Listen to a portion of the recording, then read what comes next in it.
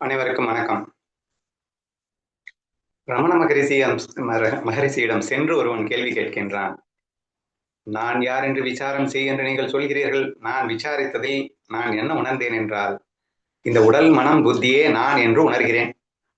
அதைத் தவிர வேற எதையும் நான் உணரவில்லை ஐயா என்று ரமணரிடம் சொல்லுகின்றான். உடனே அவர் என்ன கேட்பாரு அப்படின்னா, நான் உடலாக மனதாக உணர்ந்தேன் என்று உணர்ந்தது எது அப்படின்னு கேட்பார். வேற எதையும் உணரவில்லை என்று சொல்லுவது எது அல்லது யார் அப்படின்னு ஒரு கேள்வியை கேட்பார். அந்த கேள்வியை இன்னும் விஸ்தாரமாக அவர் பாணியிலேயே சென்று நீங்கள் விளக்க வேண்டும் என்பதுதான் இன்றைக்கான கேள்வியாக நாம் வைத்திருந்தோம். சரி, இப்போ இதை எக்ஸ்பிளைன் பண்றதுக்கு நான் என்ன பண்றேன் அப்படின்னா, நான் ரமணரா மாறிக்கிறேன். கௌரி இழுக்கலாம் நினைச்சேன், அந்த லூஸை காணும். அதனால வேற யாரும் இழுக்க சண்டை போடுறது இருக்கு. வேணாம், நீங்க பேச வேணாம். உங்க பேர் மட்டும் நான் வச்சுக்கிறேன். வினோ உன் பேர் வச்சுக்கிறேன், சும்மா நினைச்சுக்கோ. சரியா சரியா ரமணராகவும் வினோவாகவும் நானே மாறி நானே பேசிக் கொள்கிறேன். அதுல என்ன புரியுது புரியலன்னா மட்டும் நீங்க கேட்கணும். ஓகேவா? இப்ப ரமணர் வந்து வினோட்ட சொல்றாரு,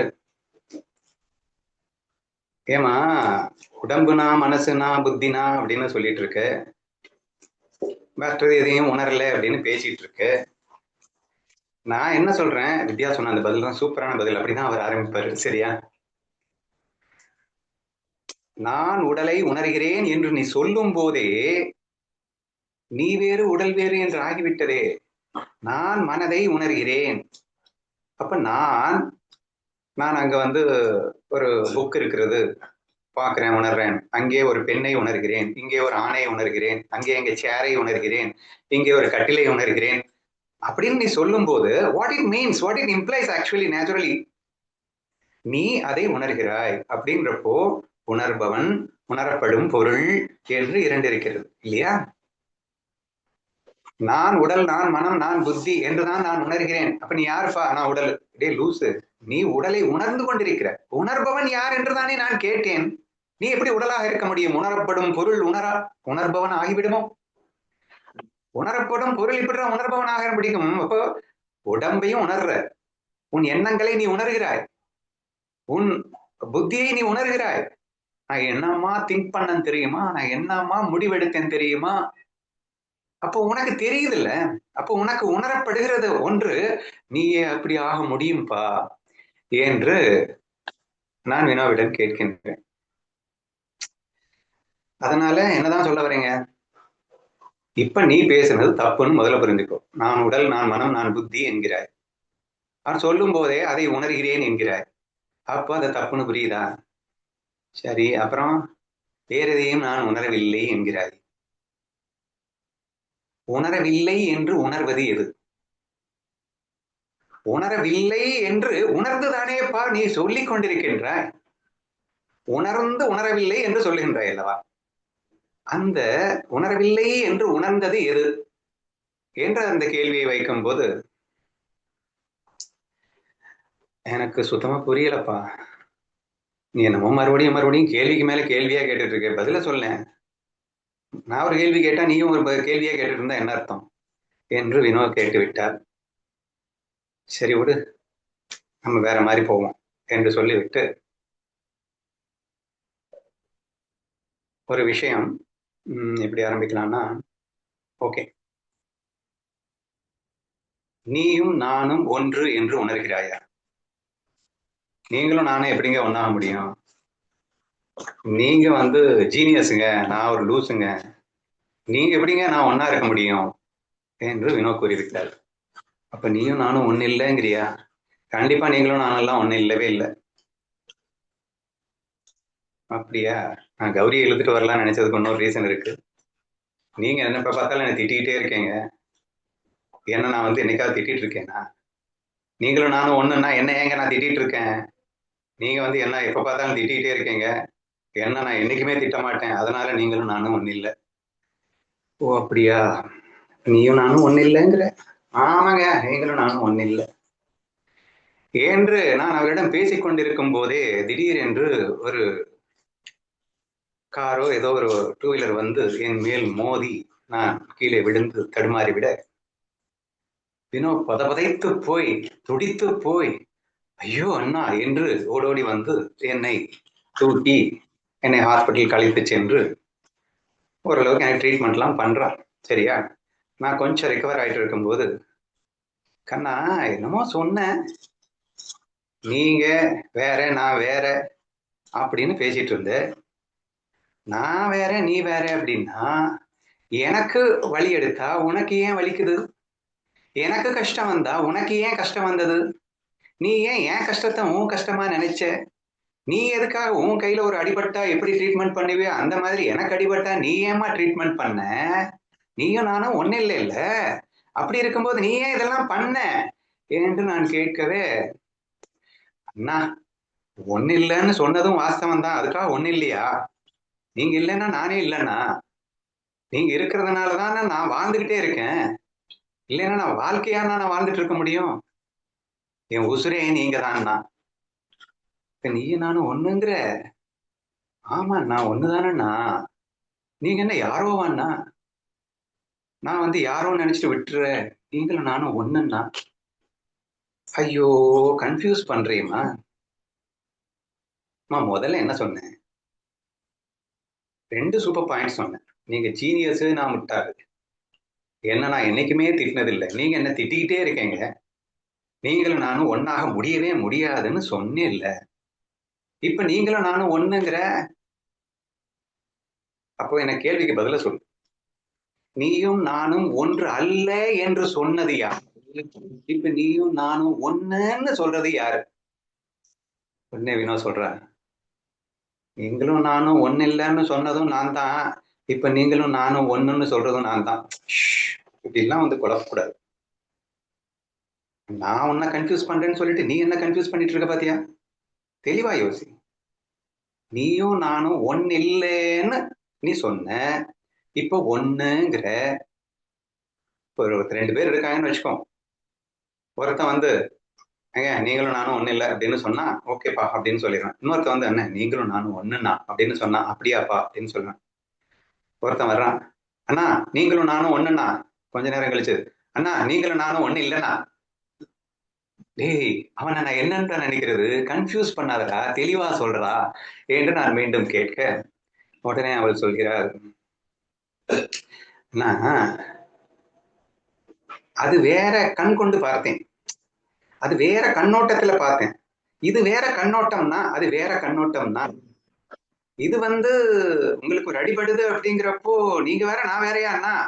அதனால இந்த கண்ணோட்டத்துல இருந்து பார்க்கும்போது நீங்களும் நானும் ஒண்ணுன்னா, அது அறிவுல ஜீனியஸ் அப்படிங்கிற அந்த விஷயம் கண்ணோட்டத்தோடு பார்க்கும்போது, அதே மாதிரி நீங்க திட்டும் போது செய்யும் போது அப்போ வந்து வேறையா தானே தெரியுது. ரொம்ப சிம்பிளா ப்ரூவ் பண்ணணும்னா லைக்ஸ்ல இருக்கும்போது ஒன்னா தெரியும், டிஸ்லைக்ஸ்ல இருக்கும்போது வேறையா தெரியும்.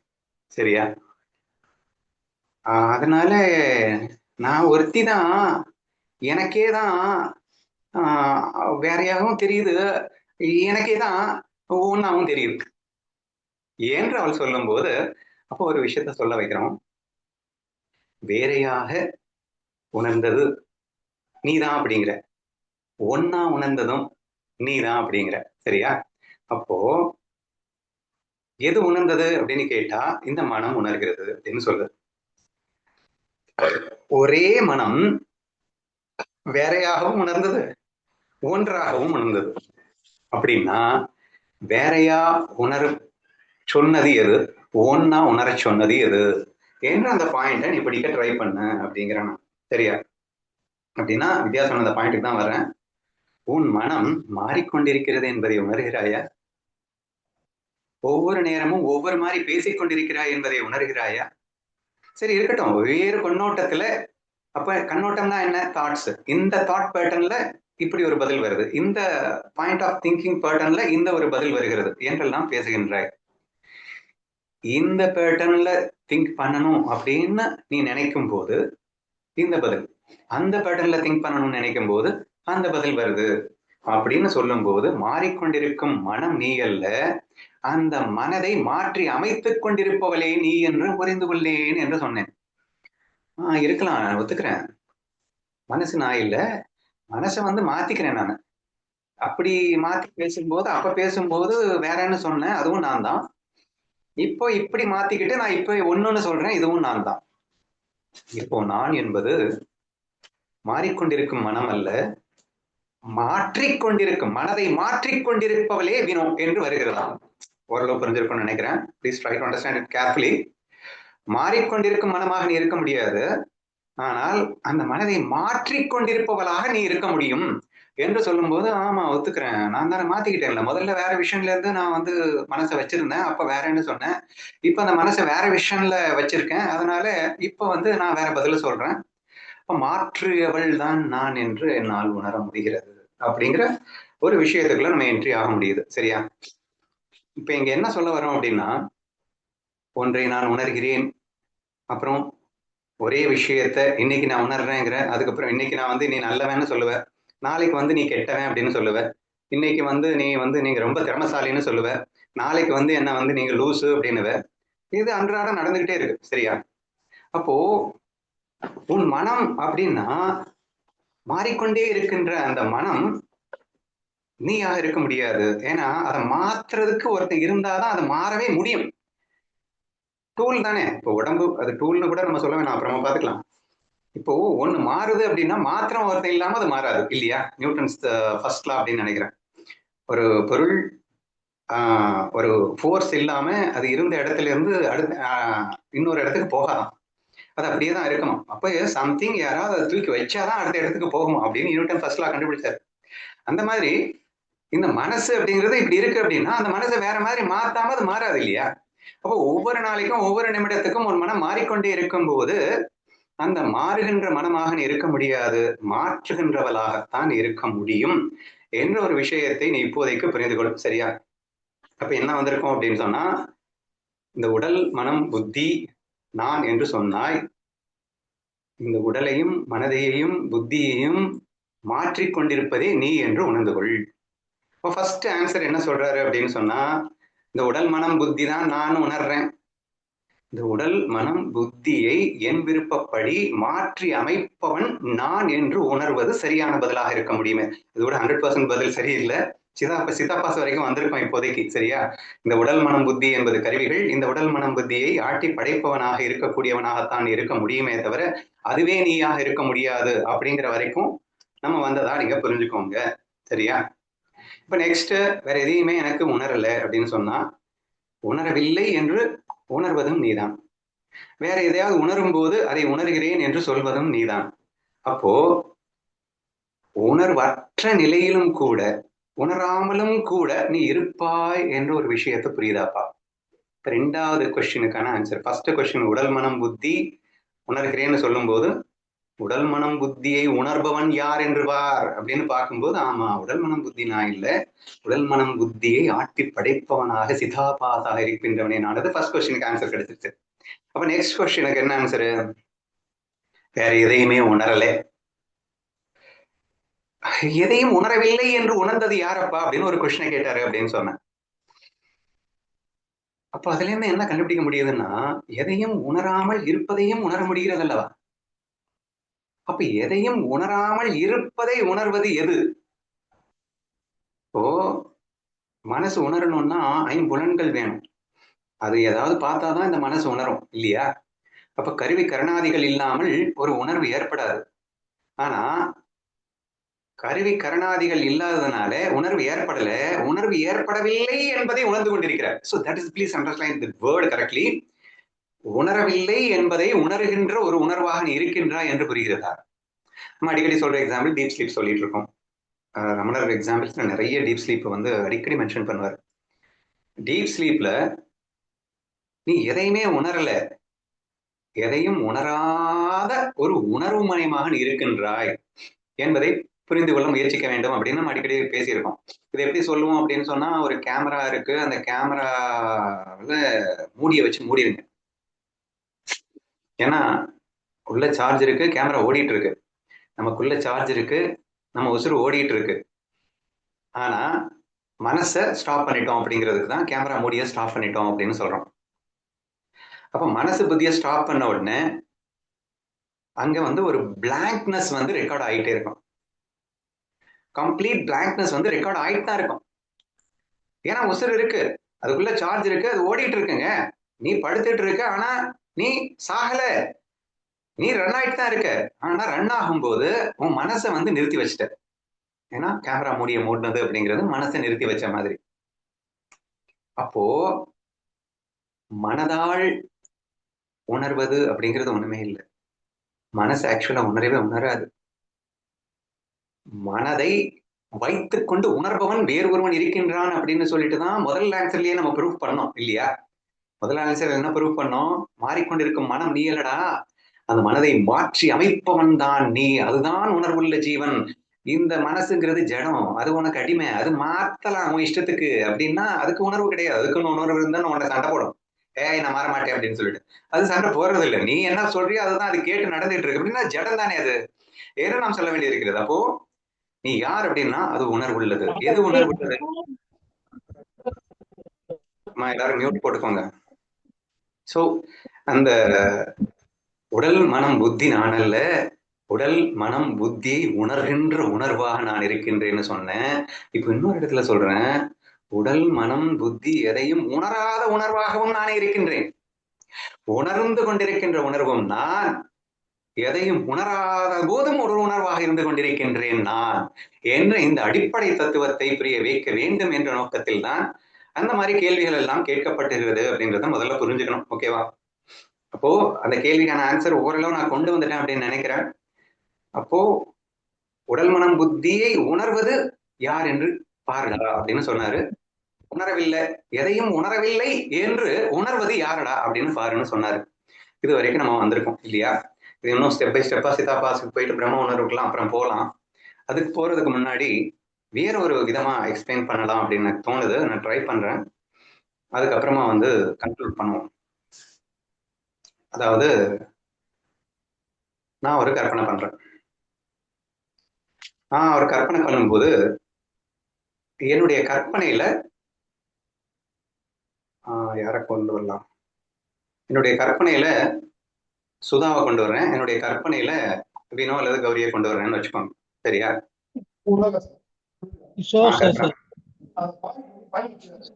కొట్టి పనిని కయ్యిలు చూడాల్సిన ఊర్లో పొడవు.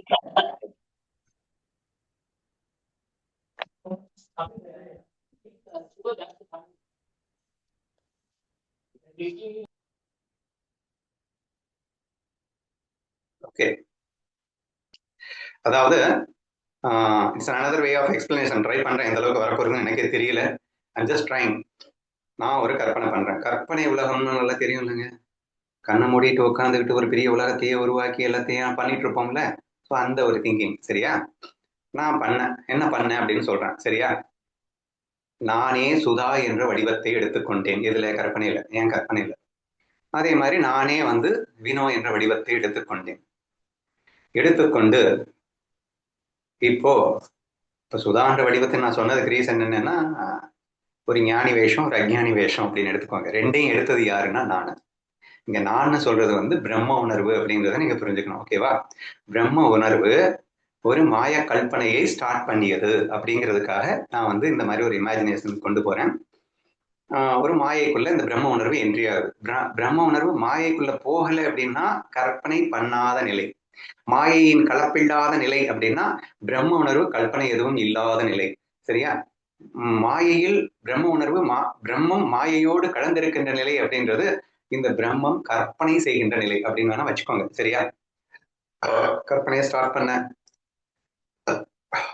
கற்பனையில நானே சுதாவா மாறிக்கிட்டேன், நானே வினோவா மாறிக்கிட்டேன். இப்போ வினோ வந்து மறுபடியும் இந்த சேம் வாரம் வந்து ஆரம்பிக்கிறான்.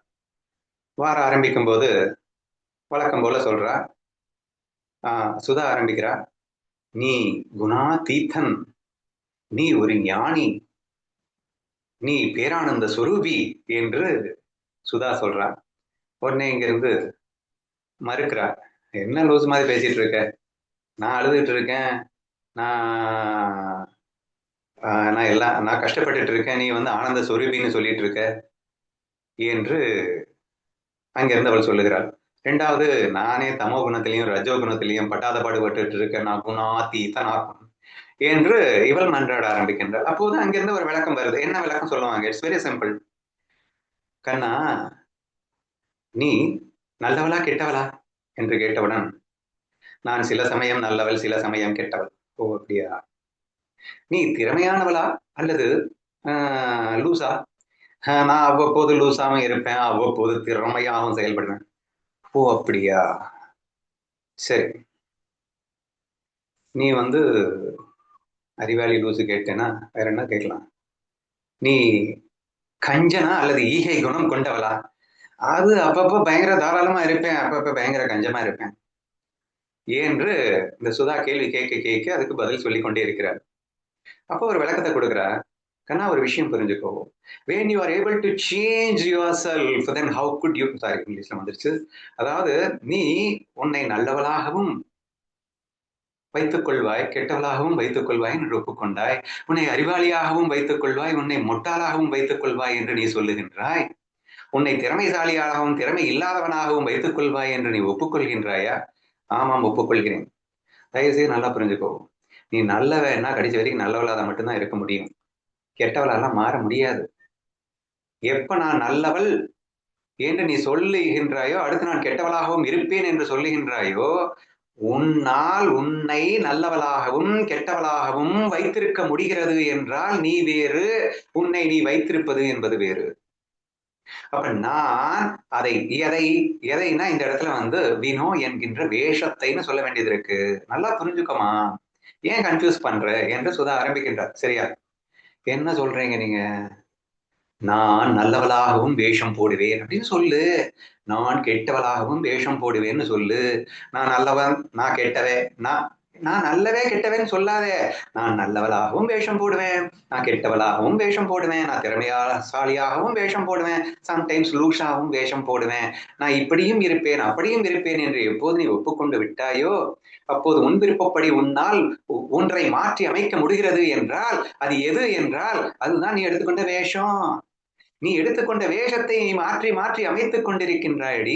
ஆதலால் சொல்லுகின்றேன், நீ வேஷமா இருக்க முடியாதம்மா, நீ அந்த வேஷத்தை மாற்றி அமைக்கின்ற பெண்ணாகத்தான் இருக்க முடியும். ஆதலால் சொன்னேன், நீ குணங்கள் அல்ல, நீ குணாதீதன் என்று அவள் விளக்கம் ஏற்படுகிறாள். சரியா?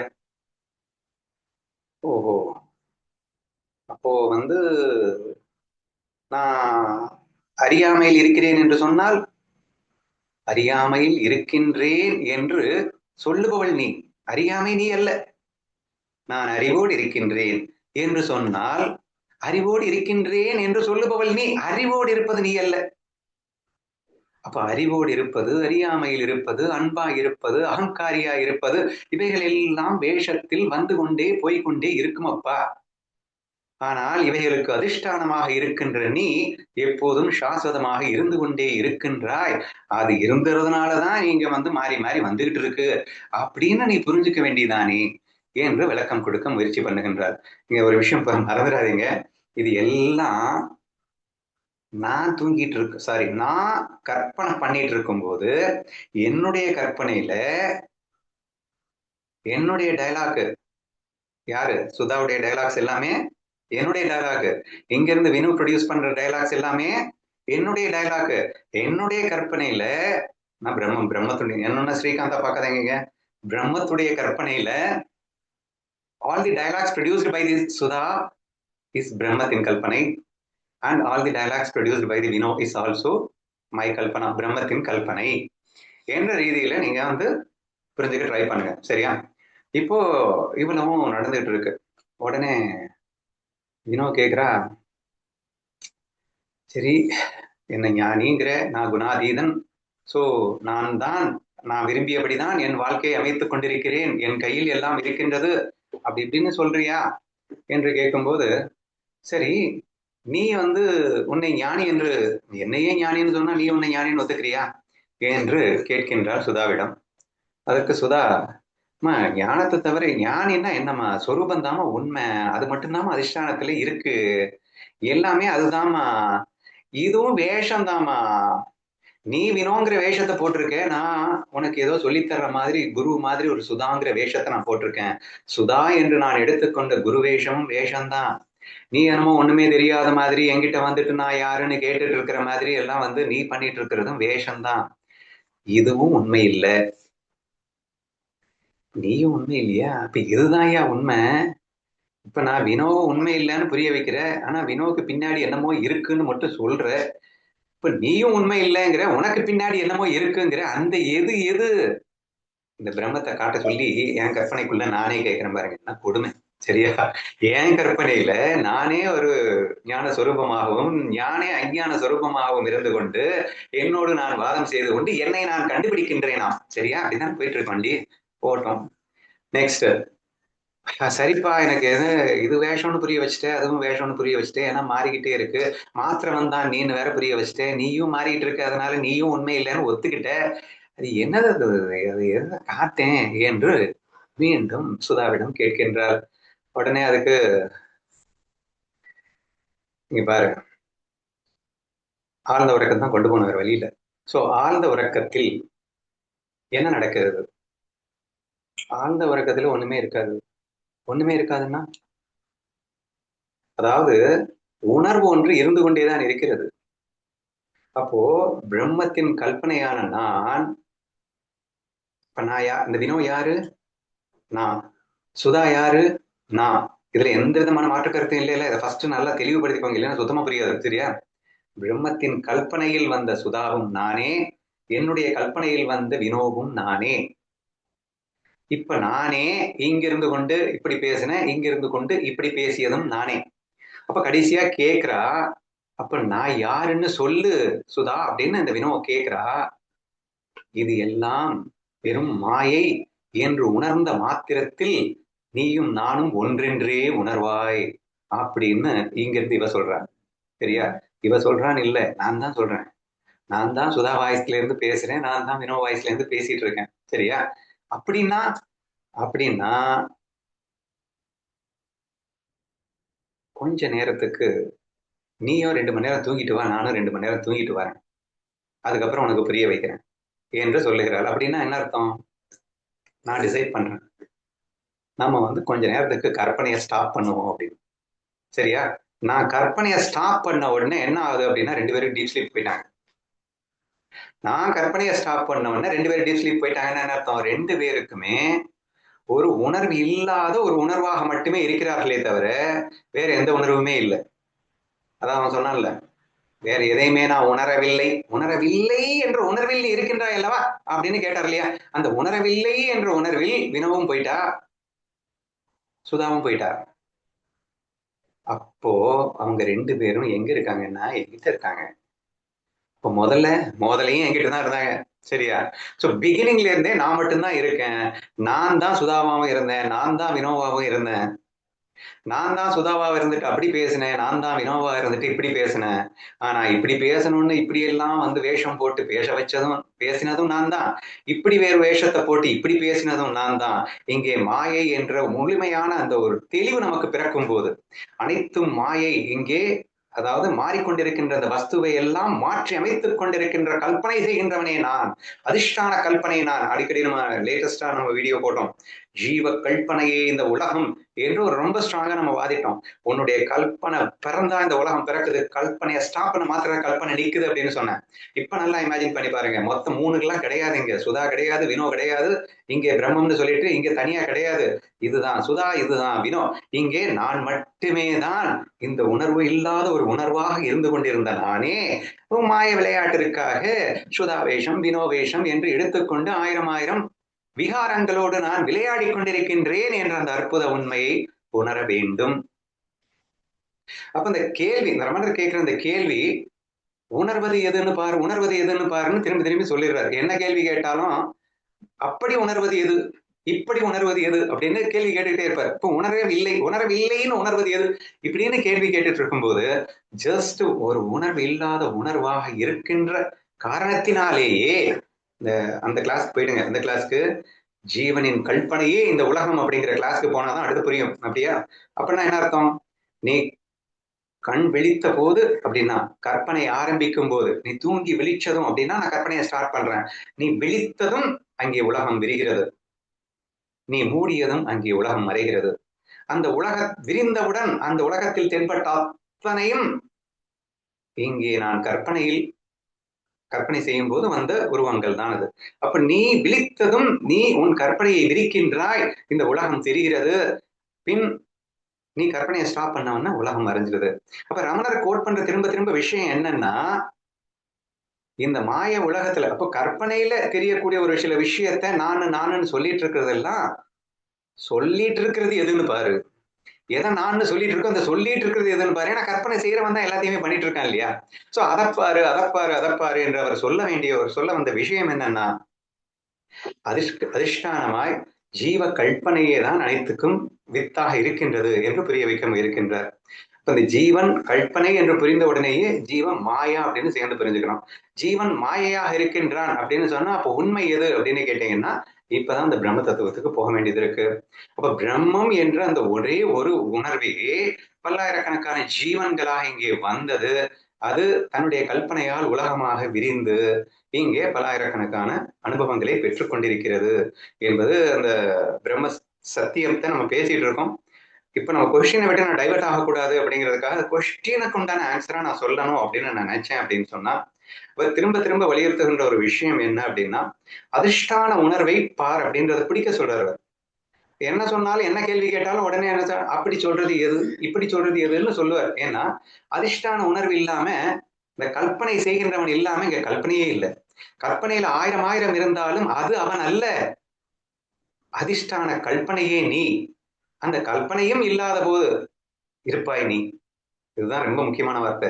கற்பனை இல்லாத போதும் நீ இருப்பாய், கற்பனை செய்யும் போதும் நீ இருப்பாய், நீ இருந்து கொண்டே இருப்பாய். நீ இருக்கும் போது உலகம் விரியும் போதும் நீ இருப்பாய், உலகம் மறையும் போதும் நீ இருப்பாய். உலகத்தை விரிப்பதே நீதான், உலகத்தை மறைப்பதே நீதான். இப்படி அனைத்துக்கும் அதிஷ்டானமாய் இருப்பதே நீதான் என்று உணர வைப்பதற்கான முயற்சியைத்தான் ரமணர் அவ்வாறு மேற்கொள்வதாக நான் உணர்கின்றேன். இதுக்கு மேல நீங்க டவுட்ஸ் இருந்தா கேளுங்க.